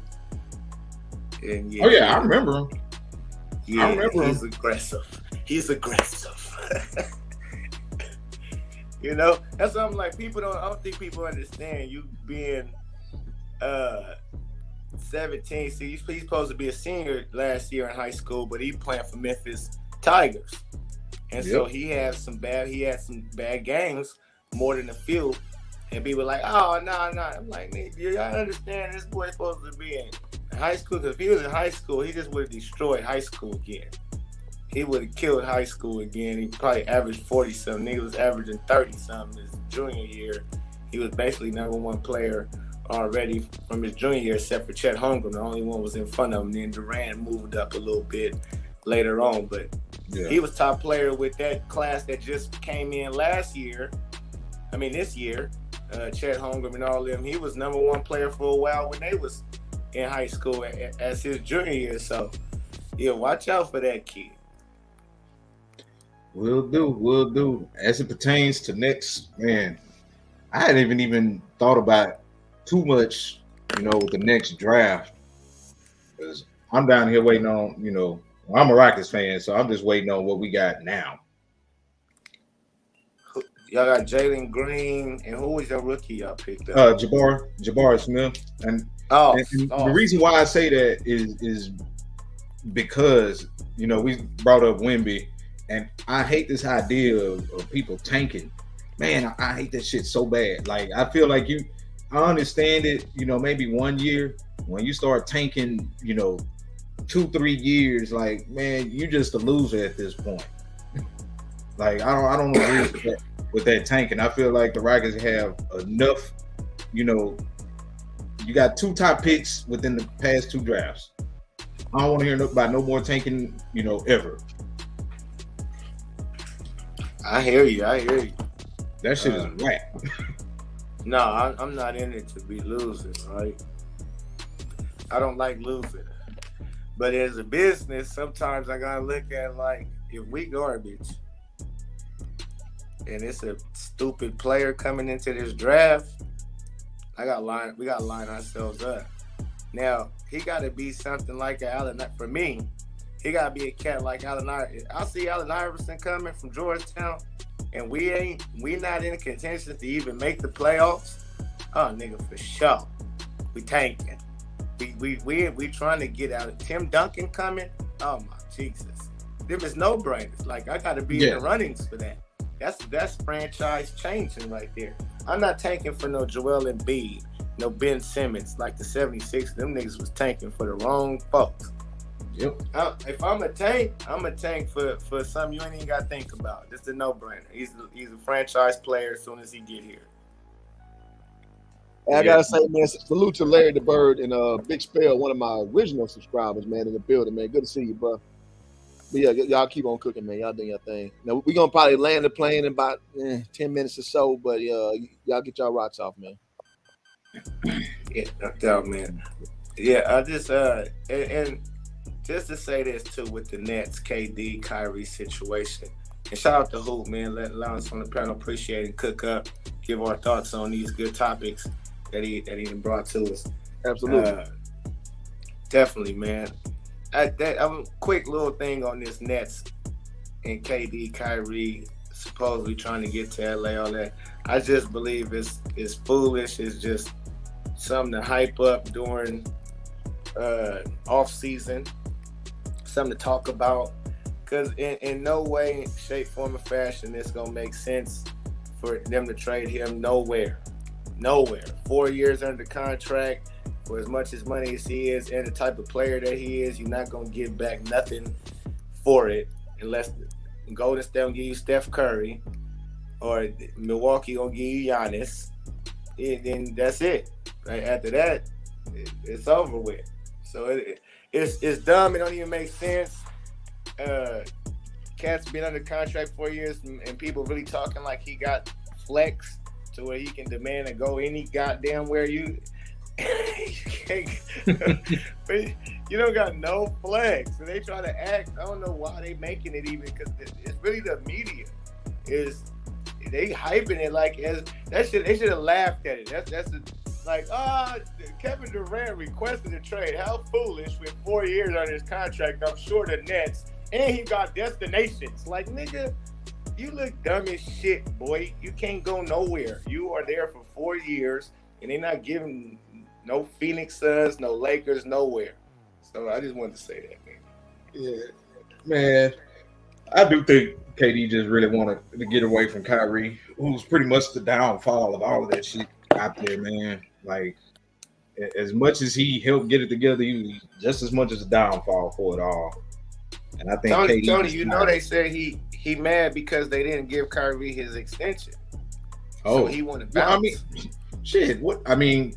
What you expect? If I'm a GM, I'm a little hesitant on giving Kyrie a long extension too. Hell yeah, I'm with you. Like just saying, but no, that's Kevin Durant's. That's what I mean. Oh, okay, I got you. But yeah, shit. That's his little argument. That's his hissy fit he throwing. Man, they came in as a package deal basically to the Nets. I'm sure they went in there. Okay, we gonna be here and this is together. Rest of our career if that's the case. But we playing together. Okay, cool. Now, shit happens. Things didn't work out. Because I can guarantee you, if Kyrie would have not rubbed them the wrong way or whatever the case may be, then they would have extended him no problem. Because his game is his game. It's top notch. So it was this off the court shit and however they didn't line up with it. So, okay, we're not extending them and we ain't won nothing yet. We ain't even, y'all got to win. Maybe they told him now you got to win. So that's what I'm like, go win. Y'all got they put together a hell of a roster for y'all. Not just y'all too. Y'all got y'all probably got the best roster in the league. And they got one of the best. And if Ben Simmons is coming back and he's, completely healthy and in the right mind frame, then you're talking about one of the top teams in the league. Period. Correct. So but it's like, bro, it starts with them two playing. And KD gonna play. It starts with Kyrie playing. And I think if I'm in the front office, that's exactly what I'm telling KD. Well, tell your boy to play. Tell your boy to show up. Them white folks. See, hold on, man. Because I'm not going to even front. Kyrie ain't done shit wrong. Them white folks want to make it seem like he doing this and all of that, right? And even on regular jobs, now you get sick days, you get all kind of holiday pays and all kinds of shit. So it's like this. People forget that these dudes is human and life does happen. Okay. We went through that whole pandemic and not just the pandemic, the whole police killing up unarmed black people and all of that and so on and so forth. It's just a lot of shit. Family shit can happen. Back in the days in our era, media wasn't scrutinized and all kinds of shit. You didn't have, but people took off and he took off. Whatever the case may be, did he do it? I don't know how he did. If he did it properly, they say he didn't speak to nobody. They didn't know nothing, whatever, when he took off for his family situation. And he could have had real situations. And then now the COVID shit and taking the vaccination, I don't blame him not one bit for not taking that shit. And for them to have that dumbass law to where players from other teams can come in unvaccinated, but from our own team can't come in this building unvaccinated. That's dumb as shit. So I don't know. So that ain't his fault neither. Once he was able to play, he's able to play. So he went through some shit when with his family, he took off. Okay, niggas take off just because they don't want to play back-to-backs. People don't get on their back about it. But see, here's the thing though. If I'm a GM and I'm looking at that and I'm like, all right, they just brought in James Harden. The time James Harden was there the entire time with Brooklyn, he actually played in more games than KD and Kyrie. But you want me to give you a longer extension, if you want to get paid $40 million a year, I give you $40 million every year, but you're gonna sign a 1 or 2 year contract. That's it. But I need to know that you're gonna show up. And we just had a person here who was hooping on one leg and still played, more than you did. But now we could incentivize. We don't gotta do you 1 year for 1 year. We can do you multiple years and certain 2 years max. But because what I'm at the telling end of the day, I need to know that you're gonna show up. What I'm more often than not, and Kyrie ain't played that many games. Nah, he got injured. Okay. He did 2 play when he first got there without KD and no James Harden. He played a lot of those games on the Brooklyn Nets. He was there. See, that's why people forgot. When KD signed up, KD wasn't there with him the first year, nor James Harden. It was just Kyrie, which I think that's why people forgot. But he played. What, in the next year, in 2020? He played his first year on the Nets, them signing up, and KD he was gonna be out the whole year. No problem. Kyrie played for the Nets all year. He got hurt when when KD came back and Harden came there. He got hurt during the season and during the playoffs. So that's why he wasn't. He's always, so the only thing I'm not giving you an extension on, or I'm going to give you an extension, right? Because the only thing I got a question mark is your health. You always injured. So I'm going to incentivize your contract to where you got to play this many games in order to get this $40 million a year. So that's period. That's all you got to do with them type of players. I'm sure, like even with Zion Williamson, the Pelicans gave him his contract, but I'm sure it's incentivized. It might say $238 million, but they ain't gonna tell you he got to play this many games. He got to make this All-Star team. He got to put up this amount of numbers. He got to do this. So it's incentives are probably in there. Yes, that's what I mean. The incentives is in there. So if you do the same thing for Kyrie, I give you these incentives because the only question mark I got on you is your health, bro. You've been missing in action. In pivotal times of the season, in playoffs and shit, and we need you. So that's my only real issue with Kyrie. I don't blame you for the vaccination. If you was going through some family shit and you took some time off away from a long-ass 82-game season, nigga, or 60-something game season, okay, come back right, because I want your mind right. I need your mind right and all of the shit that's going on. Okay. I gotta have some kind of understanding to shit. Like he's too much of a hooper to think he's not dedicated to hooping. Yeah. So if he's going through some shit, I might need to try to work with him and find out what you're going through and give you a little help, even if it's mental something or whatever the case may be. Because I can't question your game. Your game is unfucking deniable. And you don't just wake up out the bed and have that type of game. You works on that. Yeah, absolutely. Relentlessly. So I ain't got no question about your game. It is so that's it with Kyrie. It's like your question mark been since your rookie year, even before your rookie, nigga. You was at Duke, you got hurt. You was out for the whole fucking season at Duke, nigga. And then you came to the league, you got hurt. You was out the whole rookie season. Like, nigga, you hurt. So that's my question mark. Can you sustain? Is he gonna be there? That's just the thing. Are you gonna play? Availability is the best ability. That's it. The reasons why are it. To me, the reasons why it don't even truly matter in the realm of business. True. Are you gonna be there or not? And that's it. And when you add up everything, you looking at Kyrie like, bro, I need to know before I can't just give you no 5-year deal and I don't know how long how much you really gonna play. For sure, I agree. I'm with you on that. Because I'm looking at Kyrie like, yeah, you got it. Your availability is the best ability. Whatever your excuses is, you show damn right with that, Tom. Whatever, I don't give a fuck about you. Yeah, family issues, girlfriend issues, wife, I don't give a fuck. Man, you gonna be here, nigga. These people What? don't care. It's business. You know what I'm saying? And look, Kyrie, man, I wish that shit would have worked in Brooklyn with him, Harden, and KD. I No. really do. I think it still can work because I think they telling these niggas go win, go show us that you can go win with this roster that we didn't work our ass off putting together for you two niggas. We didn't put y'all together as hell of a roster. Now go fucking win, be healthy, show up all year, Kyrie, and we can get back to the round table and negotiate that goddamn extension. Right now, you already bought in $39 million. You're here for the year. So now go show me you niggas can win, and hey, we can talk about that extension. Yeah, we shall see, man. You know what I'm saying? That's why I don't know why shall niggas bitching. That's what I don't like about them two. Y'all bitching and want to all this. No, KD should be saying, "All right, my nigga, they didn't want to give you. Okay, let's go win then. Let's fuck it. Don't even worry about it. It's business. You're supposed to understand this. It's business, bro. We got to be here. You can't be delusional. You, Kyrie, yes, but let's go win. Let's go get this chip. Focus on that, and let it all work out for itself. After that, we'll see what's happening. Now we can go back to the negotiation table and say, yeah, extend my nigga. Period. But I don't gotta go request no trade when I just signed a 4-year deal. You look stupid as hell because my nigga ain't gonna be here. But see, now from the player standpoint, I understand them saying, well, hell, the owners do it. They get rid of motherfuckers all the time. But why can't I do it?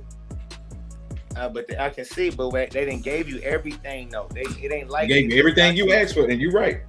Everything they asked for. It's like they got you the coach you wanted. They put players around y'all, bro. You got Joe Harris. You had bro, y'all got players. Royce O'Neal. Now you got Seth Curry. Nigga Drummond. Oh, well, you had it. I mean, you got but you re-signed Claxton. Come on, man. And then TJ Warren, you just added to the shit. Like, nigga, what? Let's go win. It's easy. We hellified. They've done their job. Our job is to stop bitching and go do what we do best and go get this chip. They spending money. They got us Harden when we wanted them. He started acting up, wanted to go. Okay, they got rid of his ass. Now we got Ben Simmons, which now we added height. We added a motherfucker who don't even care about shooting. He want to distribute the rock, play defense, grab rebounds. That's beautiful for us. That works perfectly. Then you got a Seth Curry along with what? Oh my God. I would be itching to get back on the court if I was them to compete with everybody saying, oh, we just got swept too? Oh, okay, now watch what we do this up. Like, to me, that should leave them being swept should definitely leave a bad taste in their mouth, man. Man, run it back, man. That's like you would just think from them two guys, their skill level and how they compete at the highest level. Like, we know we seen Kyrie go at Harden this year, and I'm a Harden fan, and I seen how Kyrie went at his ass. You know what I'm saying? That's the mindset you ought to have when you get back on the court. Like, all right, Boston just got our ass up out of here real quick. Didn't play no games. Didn't even give you a gentleman's sweep. You got swept. You should be able to come back and be like, all right, bro, we busting everybody's ass this year. Because I mean, if we look, bro, they better than that. They better than getting swept in the first round. But that's what happens. That's what I'm saying. Availability. When you're not available and you think you can all of a sudden just turn it up in the playoffs, it ain't gonna happen like that. Them dudes ain't leaders, man. K, that's what they showing. They showing they don't got the leadership. They not the alphas. They got the game, but they ain't got the brain. Cause that's it's crazy. You can't get over the hump. And you Kevin Durant, Kyrie Irving, like that looks foolish. So but it's like I'm gonna run it back on the strength. Okay, that law that came out. I'm looking at it on another side, like now we got our full squad. We got three-headed monster and Ben Simmons, KD, Kyrie. We got some more players to go with us. TJ Warren, Royce O'Neal, Seth Curry, ready to, you know what I mean? Like, man, let's go. Now let's see if we get what we're gonna do this year. Yep. If it don't work this year, I mean, hey, okay. Now you do what you gotta do, but for them two to be two of the top players in the league and be whining, and they on the same team together. And like I say, you whining to a franchise, to me, they don't look like they ain't done no wrong. They've put together a hell of a roster. So what are you doing? You want to get traded to Phoenix to do what? Because what Phoenix gonna give up Devin Booker if anything, and then what you gonna go over there with CP3, DeAndre? Okay, and who usually plays less than Kyrie? Correct. So that's why I say it's so dumb. Even what you asking for. Who else you said? You said the Phoenix Suns or the Miami Heat. Who they gonna have to give up Jimmy Butler, dummy? Who are you gonna play with? You and Bam? They probably gonna have to give up Bam too. That's the problem with moving, these superstars nowadays. It's okay, you're gonna have to gut up your whole roster, and is it gonna work? Right. So you sound ridiculous. Like, nigga, you just signed 4 years, so it was all good just a week ago. Yep. Like Jay-Z say, it was all good just a week ago. What you talking about? Because we didn't extend your boy. Because we didn't extend your boy along with you. Yeah, so it's like, man, y'all bitching, man. Y'all acting like real females, man. Y'all need to knock it off. And I ain't gonna even say y'all, man. KD, because I ain't heard Kyrie say he wanted to be traded nowhere. He ain't said shit. That's why I rock with. I can rock. Kyrie don't say much. He let everybody else do the talking. Everybody else talk. He lay in the cut. Talk.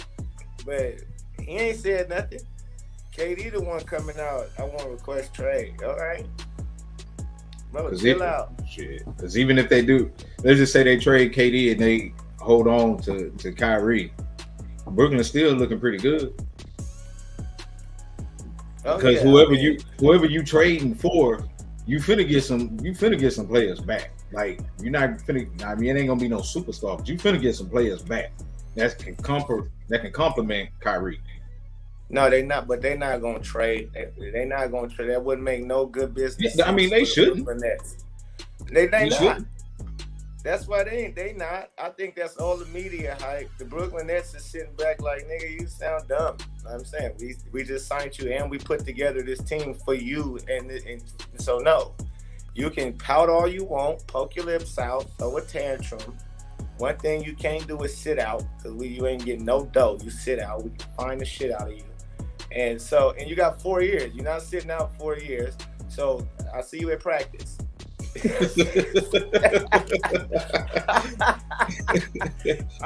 I'll see you in practice, sir. You ain't fuck you mean, huh? What you think? Monday, right? What you think this is? This ain't that type of party. So It's like, nah, man. You can request all you want. Keep sending them in.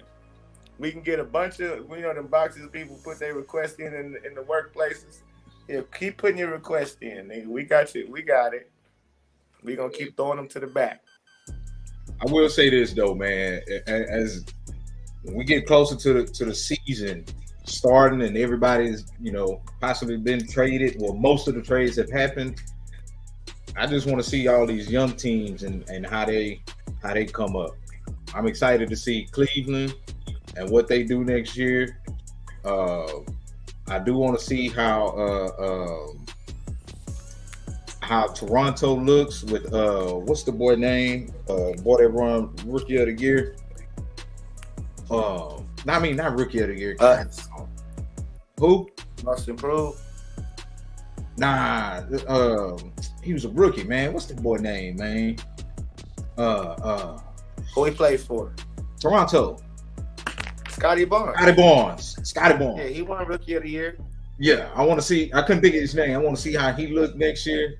Because my thing, like, and I don't know if I've said this enough in hoop jargon on the little Facebook, but I think last year's draft class is probably one of the best draft classes we gonna see, and I'm putting them on par with that Kobe draft class, and I think that's 85. Now they may not have the big.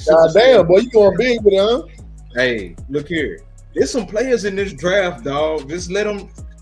It ain't Jordan, it ain't Hakeem, but you gonna see it's some players in this draft, bro. Oh hell yeah!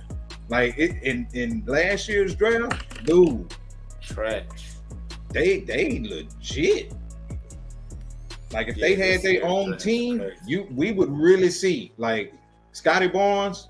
He came to a team where, you know, he doesn't have to outright be the star right away. It's going to eventually happen though. But then you look at, you know, Cade Cunningham and Jalen Green. Like Detroit and Houston gonna be good in a couple of years, just off the strength of them two. And then you look at OKC with what's the boy Josh Giddey. Giddey was nice.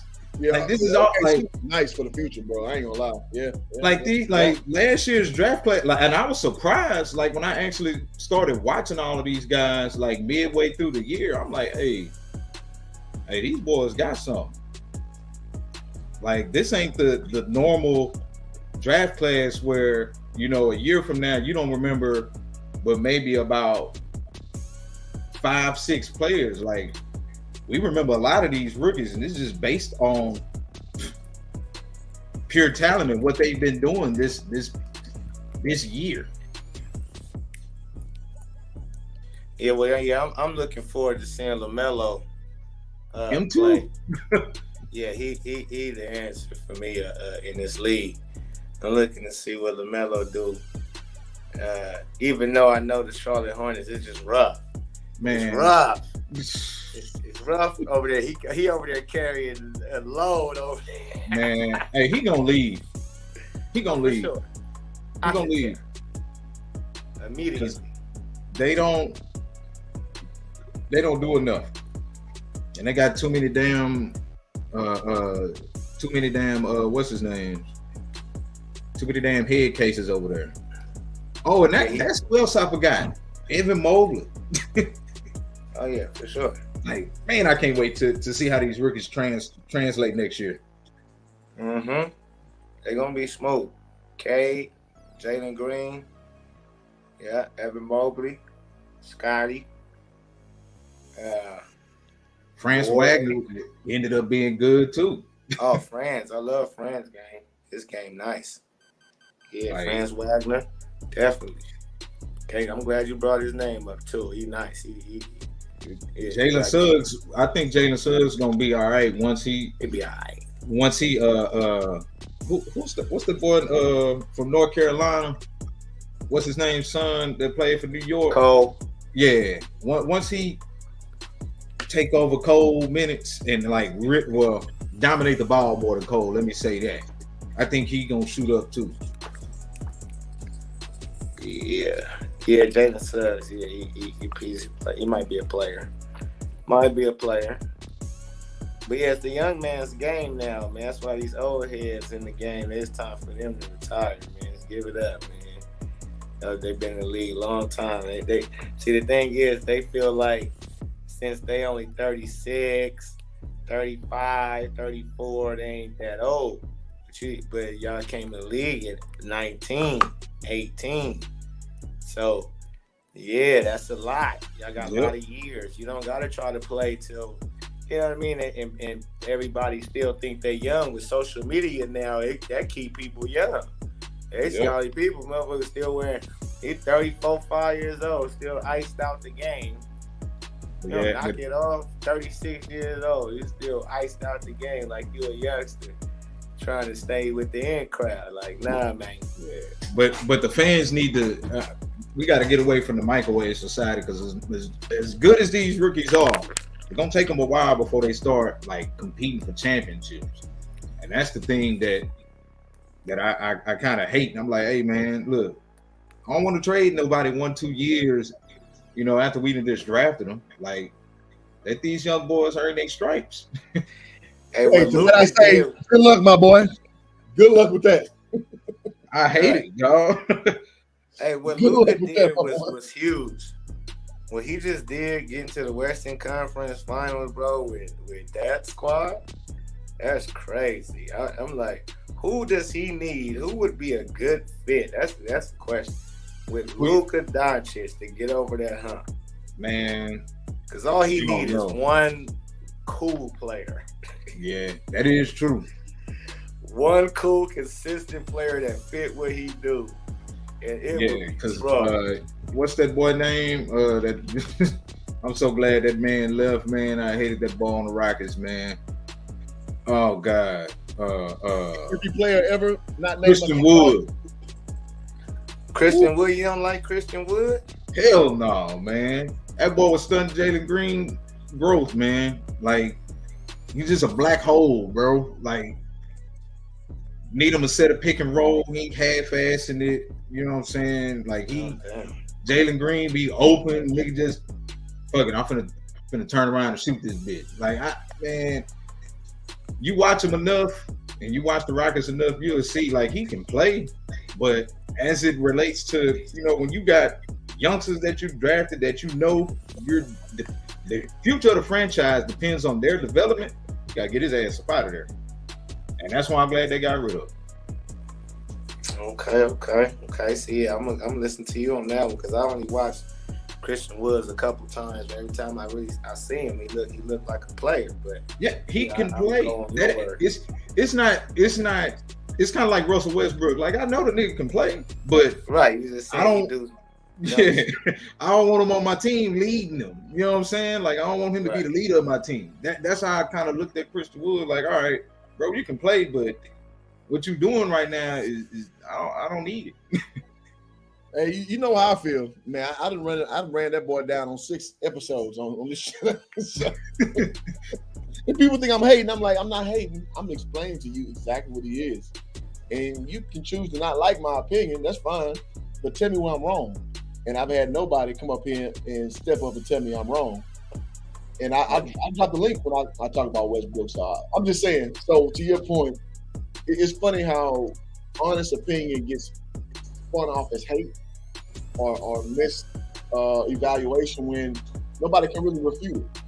You know what I mean? Yep. So now I didn't watch a lot of Christian Wood, so he strike me as a very dependent player. To your point, I mean the Rockets are nobody watch unless you're from Houston, which I am from Houston, but I don't like the Rockets, so there's that. So I know. You know what I'm saying? So from that standpoint, I'm gonna err like folks said towards your evaluation, but that's still better help than Luka's had currently, in my opinion.